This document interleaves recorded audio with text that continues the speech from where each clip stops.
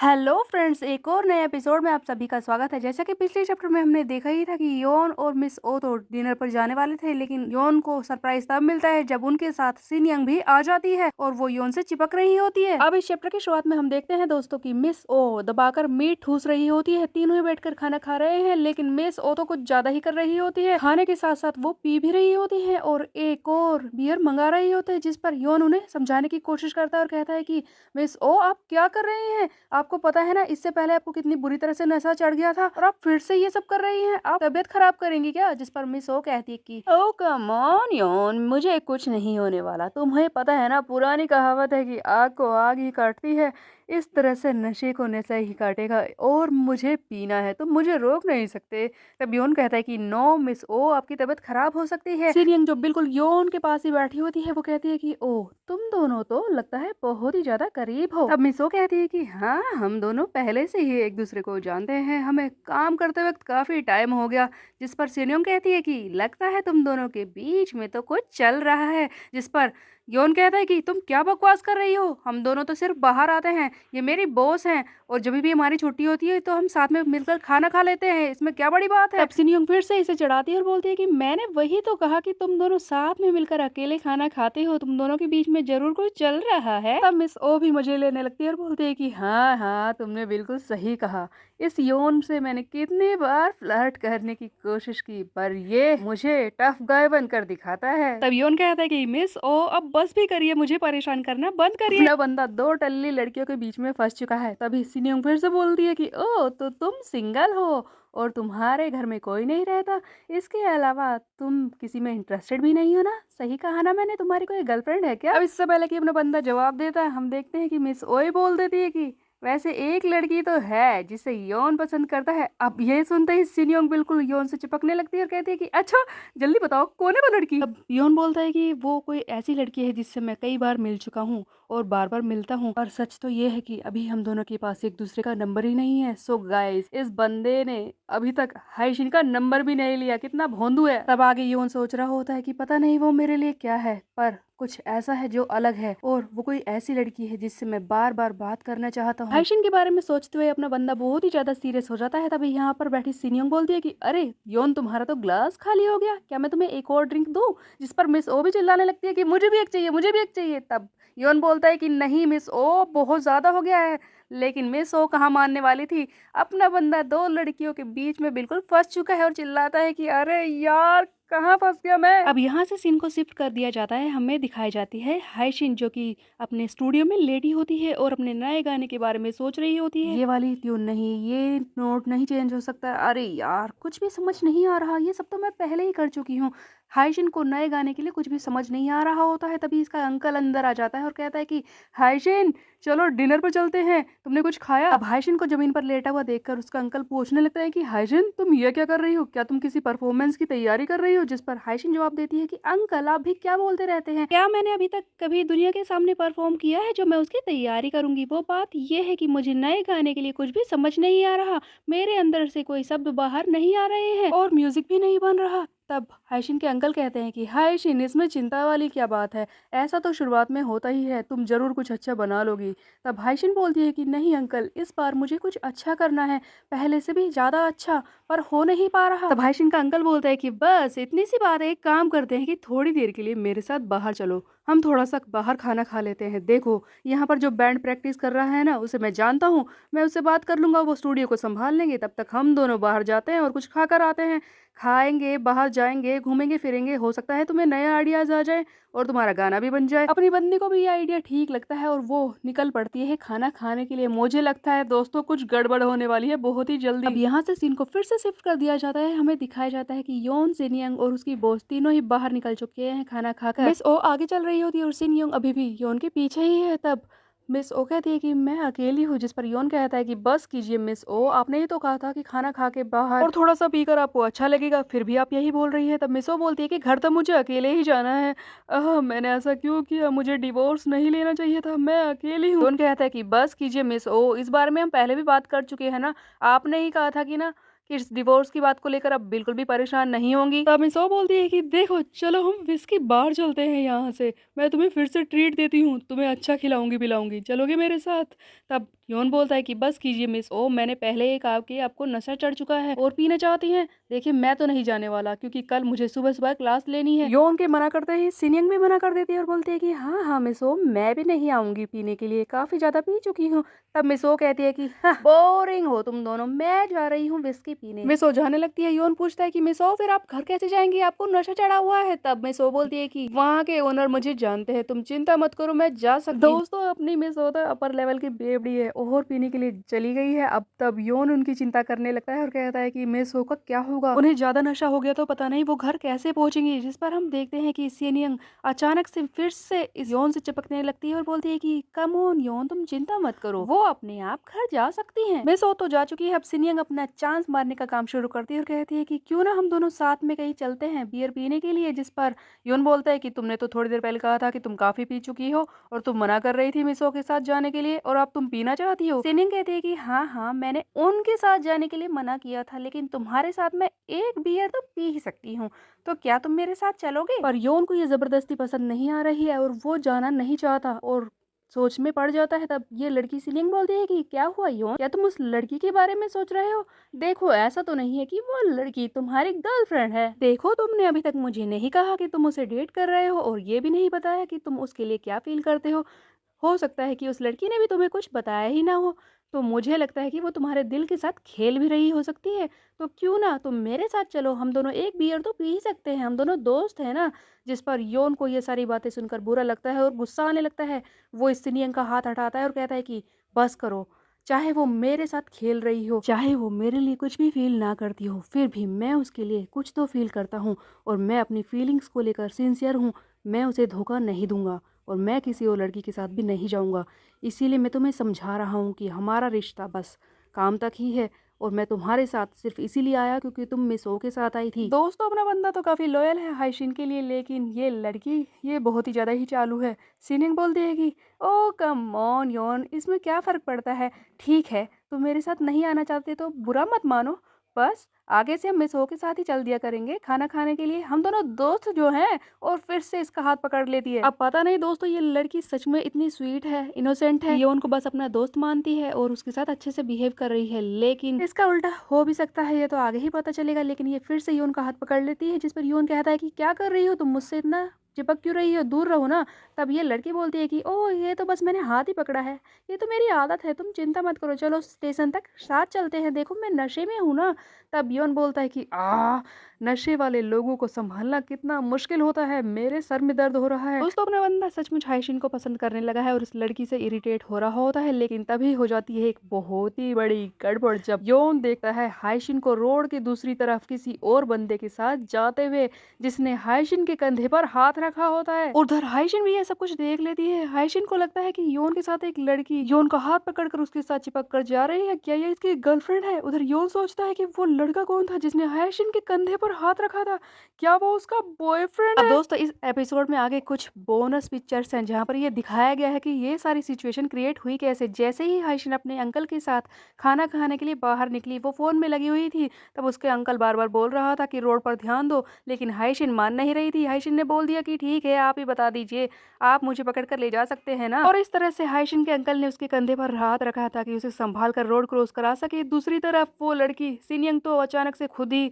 योन से चिपक रही होती है। अब दोनों के बीच में ये गलतफहमी पैदा हो गई है कि एक का बॉयफ्रेंड है और एक की गर्लफ्रेंड है। अब दोस्तों यहाँ से सीन को शिफ्ट करके दिखाया जाता है, हम देखते हैं कि योन किसी समुद्र में डूब रहा है, वो चिल्ला रहा है बचाओ बचाओ, कोई तो मुझे बचाओ। तभी हम देखते हैं कि योन कैफे में खड़ा होता है और ड्रिंक बना रहा होता है। एक्चुअल में योन इतना ज्यादा स्ट्रेस में है कि उसका काम पर ध्यान ही नहीं लग रहा होता है, उसे लग रहा है कि वो कहीं पानी में डूबता ही जा रहा है। तभी पीछे से मिस ओ बोलती है कि योन क्या कर रहे हो तुम, इतनी देर हो गई, एक ड्रिंक बनाने में इतना टाइम लगता है, चलो हटो यहाँ से, मैं करती हूँ। एक काम करो, तुम बाहर जाकर कूड़ा फेंक कर आओ, याद रखना अगर तुम बाहर से आकर भी इसी तरह से खोए खोए रहे तो मैं तुम्हारा मुंह तोड़ दूंगी, समझ गए? जाओ बाहर जाकर थोड़ी हवा खा कर आओ। और ये सुनते ही योन मिस ओ को सॉरी बोलता है और कूड़ा लेकर बाहर आ जाता है। कूड़े को जमीन पर रखते ही योन बोलता है कि दिमाग काम नहीं कर रहा मेरा, सुबह से मैंने सही से एक भी काम नहीं किया है और दूसरी बात यह है कि आज मैंने अपने रिज्यूम का एक भी शब्द नहीं लिखा। ये सब हाइशिन की वजह से हुआ है। जब से मैंने उस लड़के के साथ उसे देखा है ना, वो उसके कितनी करीब लग रही थी। उस लड़के ने हाइशिन के कंधे पर हाथ रखा था। मुझे लगता है कि वो दोनों ज़रूर एक रिश्ते में हैं। उसने मुझसे झूठ कहा, वो दोनों एक दूसरे के करीब लग रहे थे। क्या सिर्फ मैं ही हूँ हाइशिन जो इस रिश्ते के बारे में सोच रहा था, जो इस रिश्ते से इतना ज़्यादा उम्मीद लगा रहा था? और इतना कहते ही ये गुस्से में कूड़े को ज़ोर से लात मारता है, सारा कूड़ा ज़मीन पर बिखर जाता है। दोस्तों, बंदा बहुत ही ज़्यादा गुस्से में है, कूड़ा फिर से भरने लगता है और सोच रहा होता है कि ये बात कितनी फ्रस्ट्रेटिंग है। इंसान अपने इमोशंस को कभी समझ ही नहीं पाते। मैं तो बस उसके बारे में इतना ही सोच रहा था कि वो मुझे पसंद है, मैं उससे बात करना पसंद करता हूँ, लेकिन मुझे तो इस बात का अंदाजा तक नहीं हुआ कि मैं उसके लिए ऐसा फील करने लगा हूँ कि मैं उसे पूरी तरह से अपना बनाना चाहता हूँ। दोस्तों, फाइनली बंदे को रियलाइज हुआ कि हाइशिन और इसके बीच में सिर्फ दोस्ती नहीं है, ये उसे पसंद भी करता है, शायद प्यार भी करने लगा है। दोस्तों, सीन को यहाँ से शिफ्ट कर दिया जाता है, हमें दिखाया जाता है योन जाए का स्टूडियो। हम देखते हैं कि हाइशिन भी वहीं पर बैठी है और योन की तरह ही ये भी काम में मन नहीं लगा रही, खोई खोई लग रही होती है। वहीं पर योन जाए खड़ा होता है जो गाना प्ले कर रहा होता है और बोल रहा होता है कि देखो, ये नया म्यूजिक मिक्स हमारे इंजीनियर्स ने बनाया है, तुम्हारे गाने के साथ कैसा लगेगा, अच्छा लग रहा है ना? तब हाइशिन बोलती है कि हाँ हाँ ठीक है। तब योंजय बोलता है कि देखो, मैंने सिर्फ तुम्हारे स्टाइल के लिए इसे रखा है, मैंने पूरा स्टाइल लॉन्ग आफ्टरनून के हिसाब से रखा है, तो क्या ये तुम्हें पसंद आया? जिस पर हाइशिन बोलती है कि हाँ हाँ बिल्कुल ठीक है, तुमने जो भी किया है, जो भी तुम बनाते हो वो अच्छा ही होता है, तुम्हें मेरी राय की जरूरत नहीं है योंजय।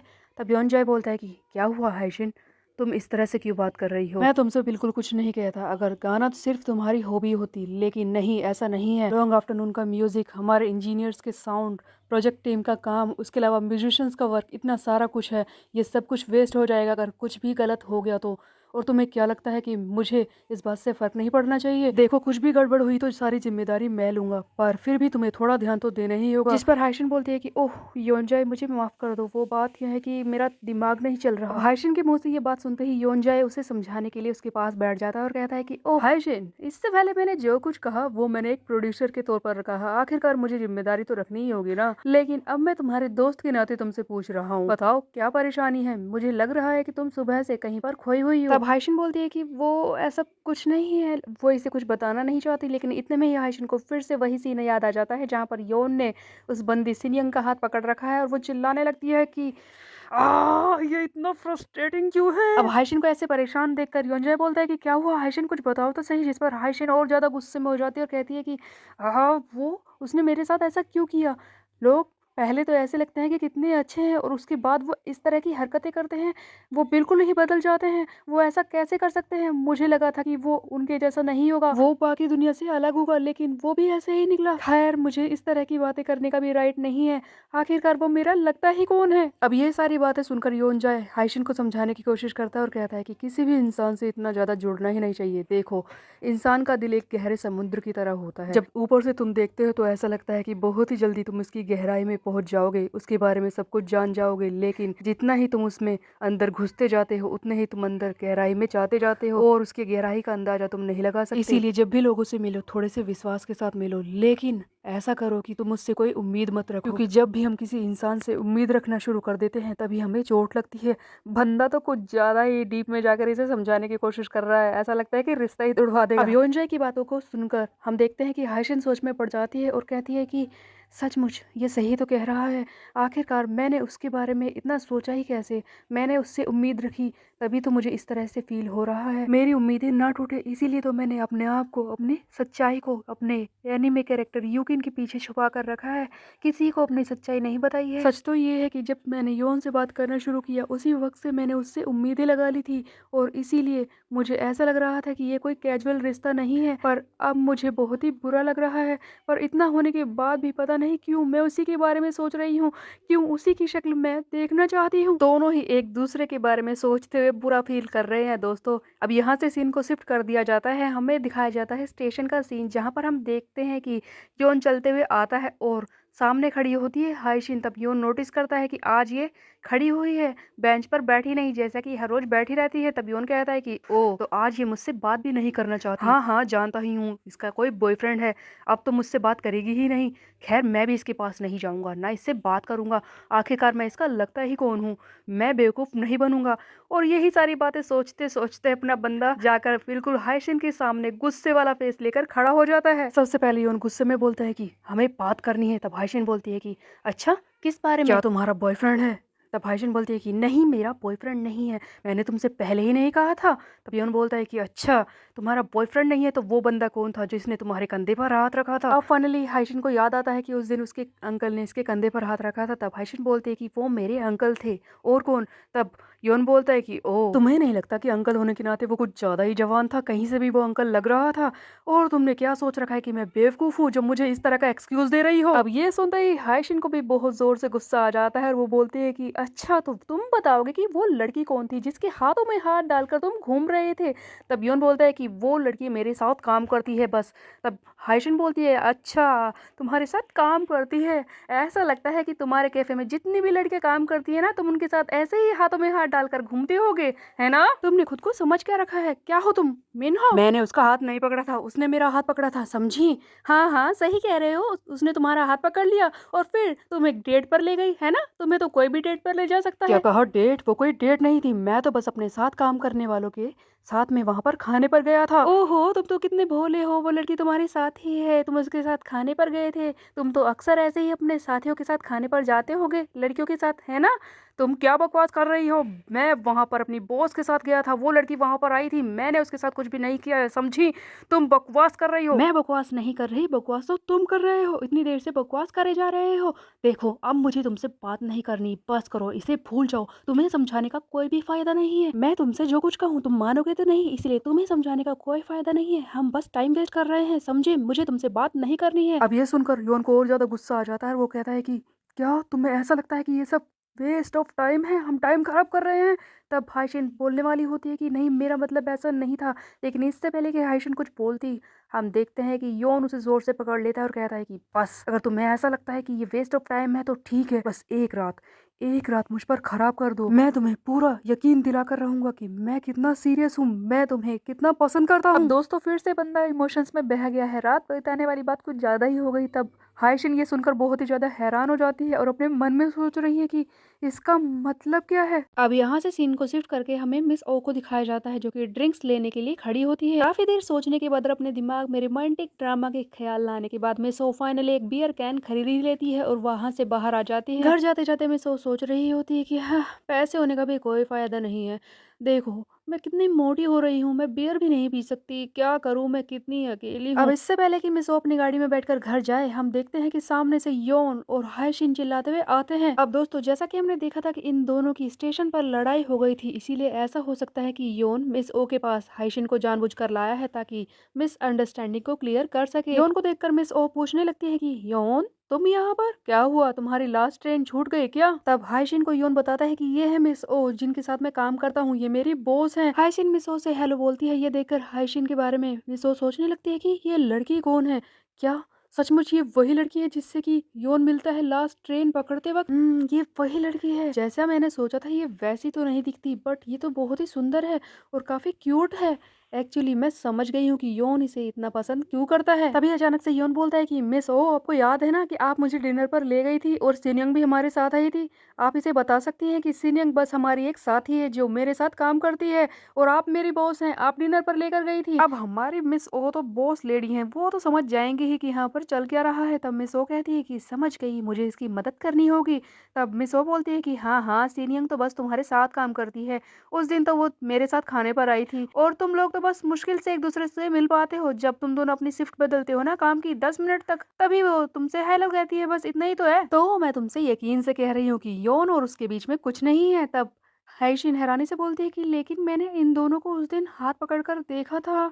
तब मिसो बोलती है कि ओ, मैं समझ गई क्या हुआ होगा। देखो, वो लड़की सिरियोंग कुछ ज्यादा ही फ्रेंडली है, वो किसी से भी इस तरह से बात करती है, किसी के भी हाथ में हाथ रख लेती है, कभी कभी तो काम के वक्त वो मेरे हाथों में भी हाथ डाल देती है, मैं परेशान हो जाती हूँ। तो अपना बंदा योन होश जमाता है और बोलता है कि मैंने कहा था ना कि मैं बस उसके साथ काम करता हूँ और कुछ नहीं, तुम मेरी बात पर यकीन ही नहीं कर रही थी।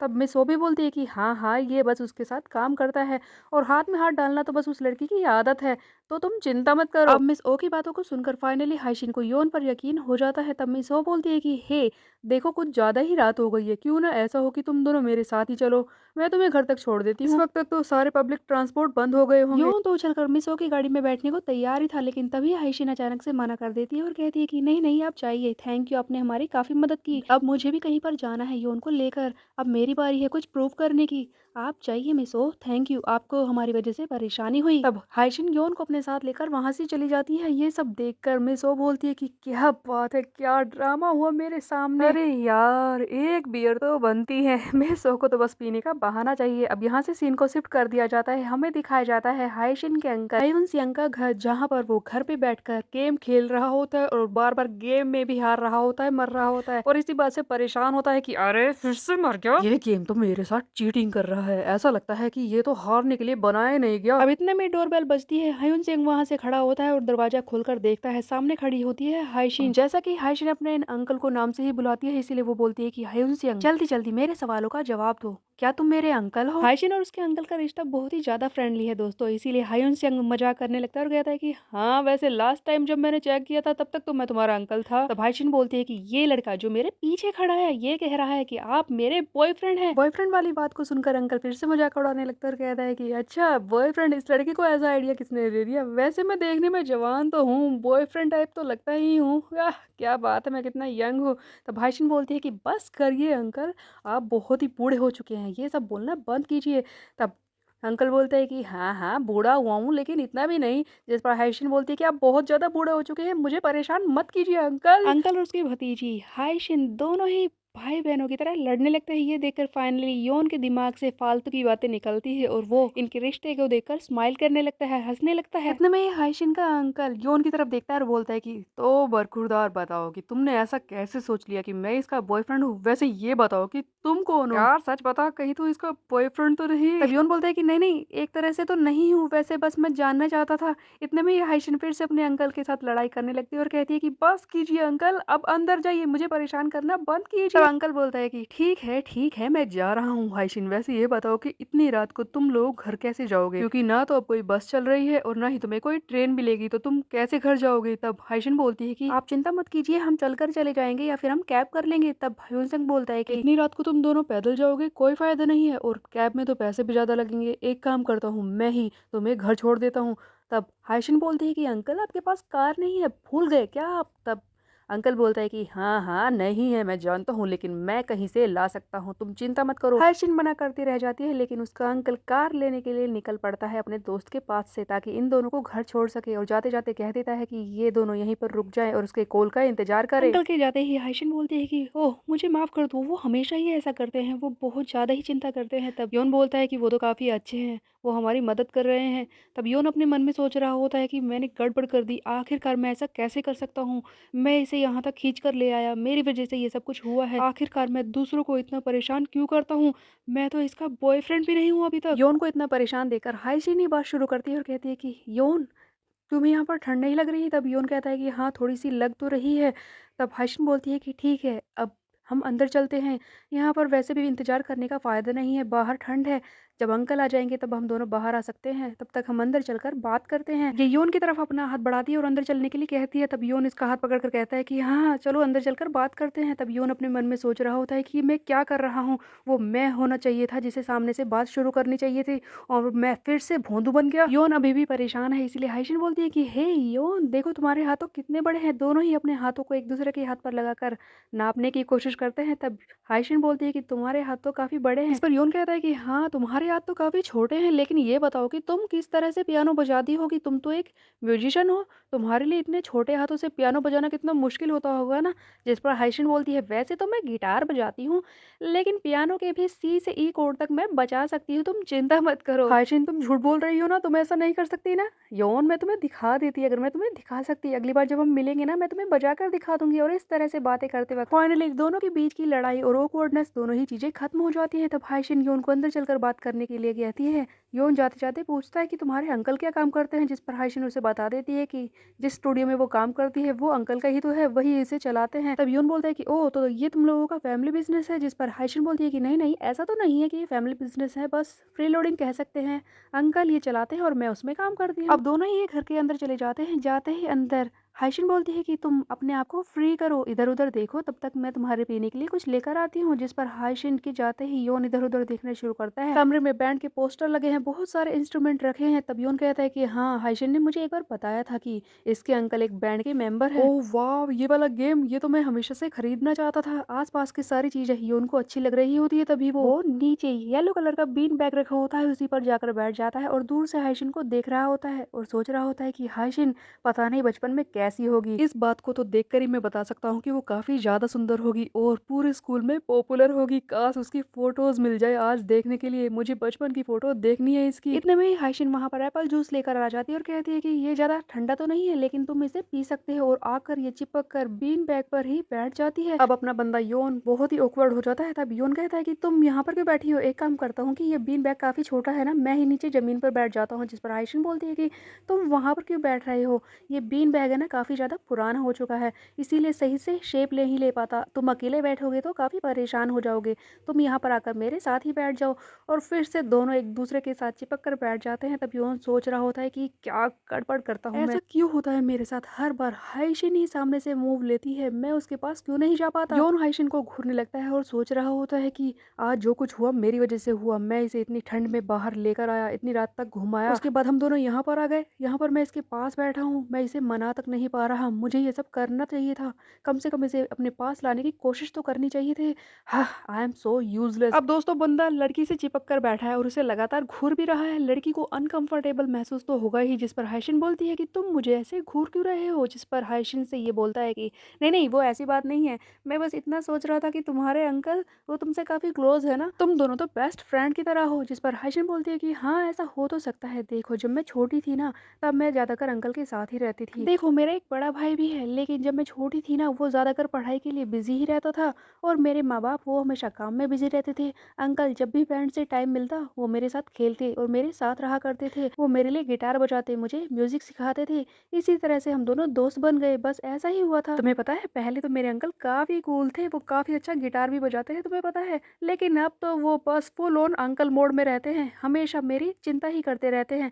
तब योन बोलता है कि हाँ ऐसी कोई बात नहीं है हाइशिन, वो तो अभी भी कूल है, बस तुम्हारी थोड़ी फिक्र करते हैं, मुझे तो ऐसे ही लगा कम से कम। तब हाइशिन बोलती है कि तुम्हें कुछ नहीं पता, वो अब तो मुझे बहुत ही परेशान करते हैं, सारा दिन पूछताछ करते रहते हैं कि मैं क्या कर रही हूँ, पूरी रात गेम खेलते रहते हैं, तुमने देखा उनकी आंखें भी बुड्ढों की तरह लगने लगी हैं, उस पर झुर्रियाँ आ गई हैं। हाइशिन और उसके अंकल का रिश्ता सचमुच काफी अच्छा है दोस्तों, दोनों ही बड़े अच्छे दोस्तों की तरह ही हैं, दोनों ही एक दूसरे की बातें समझते हैं और एक दूसरे की चिंता करते हैं। अब योन आगे बोलता है कि जिस तरह से तुम्हारे अंकल तुम्हारा नाम बुलाते हैं हाइशिन, सुनते ही लगता है कि वो तुमसे कितना प्यार करते हैं। हाइशिन मैं भी तुम्हें इसी तरह से बुलाना चाहता हूँ। बंदा कोशिश कर रहा है किसी तरह से समझाने की हाइशिन को अपने प्यार के बारे में, लेकिन तभी हाइशिन बोलती है कि वैसे मुझे नहीं पता कि हम इतने क्लोज है या नहीं, लेकिन तुम ऐसा करना क्यों चाहते हो। जिस पर हाइशिन से योन बोलता है कि देखो हर बात जो भी कुछ करते हैं वो तुम्हारी वजह से होता है, तुम ही जो सोचती हो वही करते हैं, मैं कम से कम अपने लिए भी कुछ करना चाहता हूँ, प्लीज ना। अब ये देखकर हाइशिन बोलती है कि फिर से वही पपी फेस बना लिया इसने, कितना क्यूट है। तब हाइशिन बोलती है कि ठीक है योन, तुम 10 बार मेरा नाम बुला सकती हो, मैं भी सुनना चाहती हूँ। जिस पर योन बोलना शुरू करता है कि हाइशिन हाइशिन हाइशिन हाइशिन। अब ये सुनकर हाइशिन को बहुत ही ज्यादा एम्बेरसिंग फील होता है, वो बेचारी शर्म से लाल हो रही होती है और कहती है कि तुम सारे नाम एक साथ क्यों बुला रहे हो। तब योन बोलता है कि तुमने ही तो कहा था कि 10 बार बुला सकता हूँ। तब हाइशिन बोलती है कि ठीक है अब मेरी बारी है, योन योन योन योन योन योन योन योन। तब योन बच्चों की तरह चिढ़ने लगता है और कहता है कि अरे यार तुम मुझे कॉपी कैसे कर सकती हो। जिस पर हाइशिन इसके कंधे पर सरक लेती है और कहती है कि तुम्हें बुरा लगा योन। अपना बंदा तो इतना शर्म से लाल हो चुका है कि अपना मुंह छुपा लेता है और कहता है कि नहीं नहीं ऐसी कोई बात नहीं है, और अपने मन में सोच रहा होता है कि बस कर योन बस कर, इसने बस तेरा नाम ही तो बुलाया है, तू अपने दिल की धड़कनों को इस तरह से क्यों बढ़ा रहा है, मेरा नाम ही तो है योन, बस कर योन, इतना ज्यादा उछलने की कोशिश मत कर। दोस्तों सचमुच बंदा बहुत ही ज्यादा क्यूट है, छोटी छोटी बातों पर इम्प्रेस हो जाता है और अपने दिल की धड़कनें बढ़ाने लगता है, शर्म से बिल्कुल लाल हुआ पड़ा है। हाइशिन इसे लगातार घूर रही होती है, तभी हाइशिन को याद आता है योन जय की बात, जब उसने कहा था कि किसी भी इंसान पर इतना विश्वास नहीं करना चाहिए, हम किसी भी इंसान के दिल की गहराई का पता नहीं लगा सकते कि वो झूठ बोल रहा है या नहीं, इसीलिए किसी पर भी थोड़ा सा विश्वास करो लेकिन उससे उम्मीद मत रखो। ये सारी बातें हाइशिन के दिमाग में घूम रही होती है। तब हाइशिन अपने मन में सोचती है कि चाहे उसने जो भी कुछ कहा हो, लेकिन आज पता नहीं मेरा मन क्यों कर रहा है कि आज मैं योन पर पूरा विश्वास करूं, इसे अपनी बातें बताऊं। मैं उस गहरे समुद्र में उतरना चाहती हूँ, एक बार उस गहराई में डूब कर देखना चाहती हूँ। गाइस, अब इन दोनों को देखकर ऐसा लगने लगा है कि इन दोनों के बीच में अफेक्शन के साथ साथ ट्रस्ट भी है और एक दूसरे पर ये विश्वास करते हैं। हाइशिन योन को अपनी सारी बातें बताना चाहती है, इसीलिए अचानक से हाइशिन योन से बोलती है कि योन, मैं तुम्हें कुछ बताना चाहती हूँ। तुम्हें पता है, मुझे भी किसी ने धोखा दिया है। गाइस, ऐसा कौन है जिसने हाइशिन को धोखा दिया है? आखिरकार ये किस बारे में बताने वाली है? क्या ये अपने बचपन की बातें योन को बताने वाली है? किस तरह से इसका दिल टूटा है, इसके दोस्तों ने इसे चीट किया है? हो सकता है ये उसी बारे में बता रही हो, लेकिन जो कुछ होगा नेक्स्ट चैप्टर में होगा। तब तक के लिए मेरे चैनल को सब्सक्राइब कर ले, बेल के आइकन को दे प्रेस। फिर मिलते हैं, बाय बाय गाइस।